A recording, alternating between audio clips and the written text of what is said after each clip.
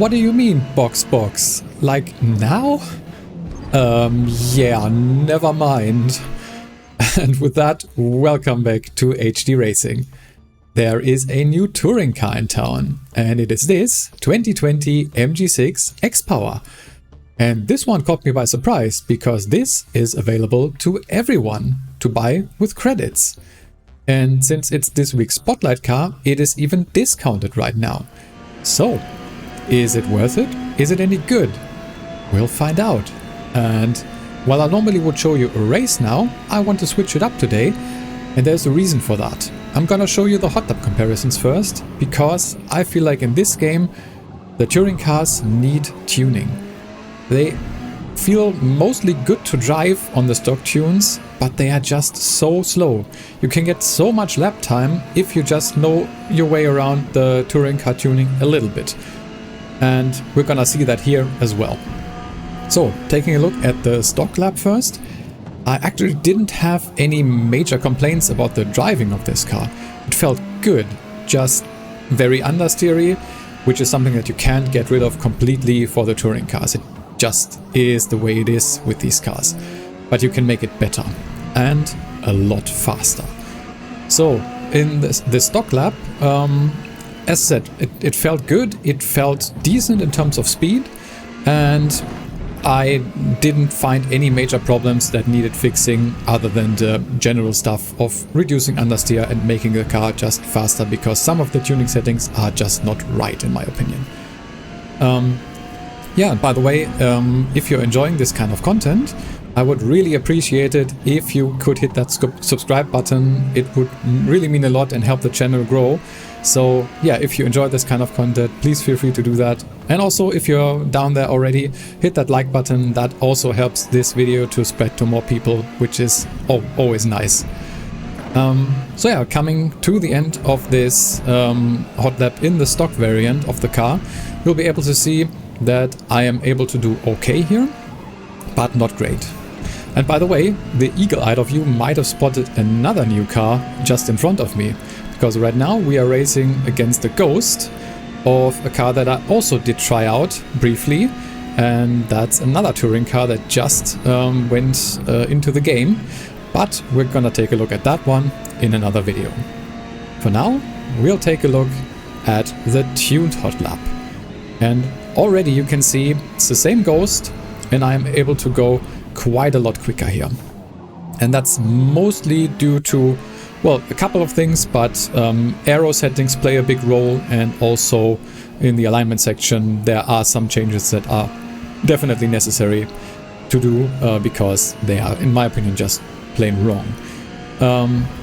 But let's take a look. How does the car now perform in terms of, well, just the handling and the speed that it can go at? And actually, I was really surprised. I haven't done that many hot laps in the touring cars on this track. Basically just the link that I did in my tuning video, where I showed you what I would do and what I did for that car to get it to go faster by just doing a few tuning adjustments. And the concept is the same for this one, and I was able to go even quite a lot faster in this one compared to the link that I did in the tuning video. And that might be due to not putting all that much time into the just getting a good lap in that, but I was actually quite happy with the time that I was able to do in this one. So you were able to see that in the stock version I was able to do, I think it was a 151.8 something. And in this one, you're gonna see I'm able to go quite a lot faster. And I think it's actually almost 2 seconds. I think it's quite literally 2 seconds. Look at this, 151.894. The other one was a 153.8 something. 2 seconds by just adjusting some tuning settings. Take a look what I did. Of course, you can always pause on any screen here that you want to take a look at in more detail. And also the tune is shared on Forza. If you just want to get it and don't want to do any adjustments yourself, you can just look for my username, HD Racing, and you'll find the tune there. It's shared.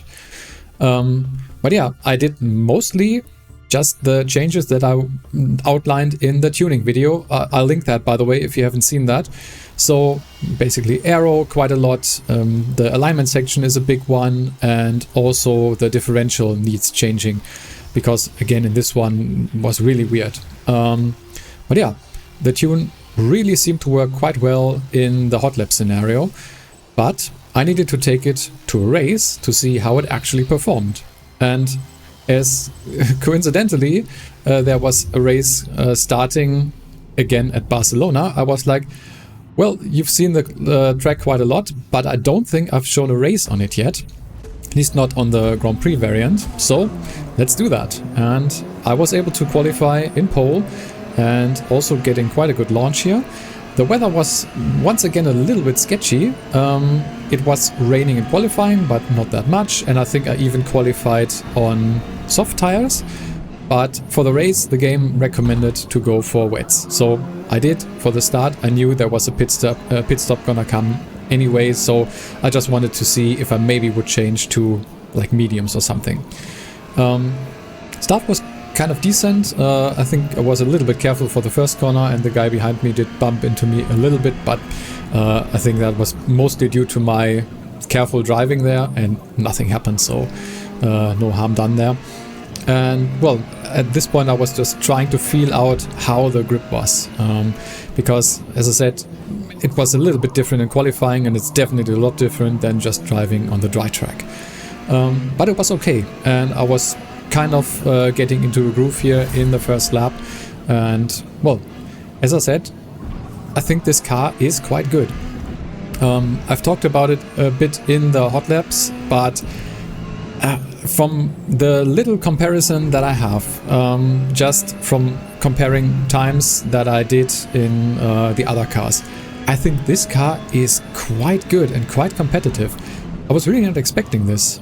And I can tell you already, the other car that just came to the game with the car pass, which is the Peugeot, that one is not really better, like, at least from my preliminary testing. I still need to do a little bit more, but I was able to go at least a little bit faster in this car in the hot lap scenario than I was able to do in the Peugeot. And well, that surprises me, because normally that's the sad truth. Cars that are in car pass or some other car packs usually seem to be just a little bit better, because, well, Turn 10 can make a little bit of money this way if people know that a good car is just able to be bought with money. But I think here they didn't do that. If on purpose, I have no idea, but I feel like this car is up there. I think it's a competitor for like the top spots in the touring car series. I haven't done many races in it yet, so I will hold off judgment on that, because I really want to get a feeling while racing, well, a couple more races also with other people, so I can get some kind of an idea how good this car actually is. But from first glance, like from the hot laps and from this race, this car is good, and really good in my opinion. I can already say that compared to the Peugeot, for example, which we're going to take a look at in an upcoming video, I would say that, well, hold that thought, as I make a big mistake here. I brake too late and overestimate my grip and go into the gravel trap. Luckily, I already had quite the gap, so nothing, they did catch up a little bit, but no one was able to overtake me here. But yeah, as I was saying, the Peugeot is, I think, more of a handling car, while this one seems to be more of a power car. At least that is what I felt from initial testing. And by the way, here is my box situation. I looked at my tires really late and was like, oh god, I need to go into the pits. And then I just messed it up, and I didn't brake enough or early enough, and yeah, missed the pit entry. And now I'm like, oh boy. look at the front tires. I can barely even see the bar anymore, and that means this lap is gonna be pain. I wanted to pit here, even though we only had done 3 laps, because I felt like you could probably get away with going on medium or even hard tires at this point and just do the rest of the race. You couldn't do wet tires once again. They just wouldn't last. Now I'm like, okay, maybe I'll put on wet tires after this lap, but first we need to get through this. Yeah, you can see really struggling. The tires are like almost gone at this point. And I'm not quite sure if it's just the conditions or if it's also maybe the car. So, as I said, it feels like it's very powerful, but from this first race that I did, it felt like it shreds the front tires so much. It's not as bad with the normal tire compounds, so not wet tires, but the wets, at least in these conditions, you can see after 3 laps they were already gone, and well, this 4th lap is just such a struggle. The Audi behind me, I don't know if he did take different tires, I'm not quite sure, but he definitely is not doing all too badly and is catching up quickly and now gets alongside. There's a little bit of contact here as he goes around the outside. He just has more grip. So yeah, I feel like right now that the MG really shreds its tires. It's just what it is. So that might be one of the downsides of this car. It also might be because of the tune that I did. Maybe you can adjust some settings to well, preserve tire life a little bit more. But I don't know. For now, I'm just gonna assume that it is that way, and you can hopefully deal with it. But yeah, the tires were so gone, and we did fall back now to P2. Coming out of the pits, I did take mediums this time. I was like, not gonna do another stint on wet tires. I will make do with the mediums, and they probably will last me to the end quite nicely. But we have some catching up to do now. Some of the people that are now in front, well, most of the people in front did not pit yet, so I would assume that they didn't start on wets, or they are just in cars that, well, preserve tire life a little bit more. But I think we will be able to get by them. You can see the Hyundai here definitely did not get that great of an exit out of the corner. I'm trying to give it enough space, take the inside, and just, well, blitz away in this case. But my goal is to get back to the Audi. I know that I was, before the tires went, I was definitely faster than him. And so I'm like, okay, he's 2 seconds away. He even has 1.1 second penalty, so this should be doable. So at this point, still trying to feel out if the medium tires have enough grip on this still wet surface, but as you can see, it's drying up, so it should be fine. And it actually was. And yeah, as I said, trying to catch up to the Audi, and hopefully, well, I don't really need to overtake him, but I still want to, kind of. So maybe we can make that happen still. There is still gonna be 3 laps after this, so there's definitely still time. I like these medium length races, by the way. I've said that before in another video. It's just, there's more time to like get stuff done and actually have some good racing. And I think the situation with my tires actually meant that there was still some good racing to have here, because before that I was really comfortable in the lead. Right now I am trying to fight back to get back to my P1 here that I started at. But yeah, I was kind of interrupted when I was talking about the difference between, for example, the Peugeot, which we're going to take a look at in another video, and this one. So from what I was able to see from, as I said, preliminary testing, this car seems better on power. It seems faster on the straights and also accelerates faster out of corners. The Peugeot, on the other hand, I feel like that is more of a handling focused car. It felt faster through the like twisty sections with a lot of corners, with changing direction. Also chicanes, for example, or just slow corners like this hairpin. I felt like the Peugeot was feeling better and faster there. But we're gonna take a look, as I said, in a future video. But the MG, as I said, definitely feels like it has a lot of power and can really get that power down. And well, you can make a lot of things happen. And you can see we were able to overtake everyone that did not pit yet. So we are now once again P1, P2, the Audi and I, and I'm catching up. And since there's still a little bit of time left, I'm like, okay, let's bide my time here, but if I can get close and maybe can get alongside, I want to try and overtake him. And I think you'll see the straight coming up is one of those opportunities, because this car really has some good straight line speed and acceleration. And you can see here, getting a good exit out of the last corner and getting a little bit of slipstream. And that means that I'm easily able to pull alongside and even overtake here and take the normal line through the first corner. And yeah, I was able to just brake normally and keep the Audi behind me.